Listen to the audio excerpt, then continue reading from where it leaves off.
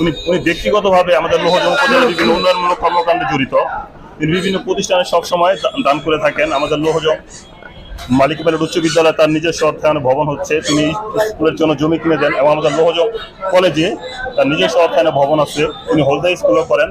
এখন ওনার দরকার একটা প্রাতিষ্ঠানিক গ্রুপ হওয়া, যে এই প্রাতিষ্ঠানিক গ্রুপের মাধ্যমে এই সরকারের উন্নয়ন প্রজেক্টগুলি আমাদের লোহজংয়ের জন্য উন্নয়ন করতে পারেন এবং ব্যক্তিগত উন্নয়নও তিনি করতে পারেন, এতেও আমাদের লোহজং আরো বেশি উপকৃত হবে। আমরা চাই শোয়েব ভাই তিনি উপজেলা নির্বাচিত হোক।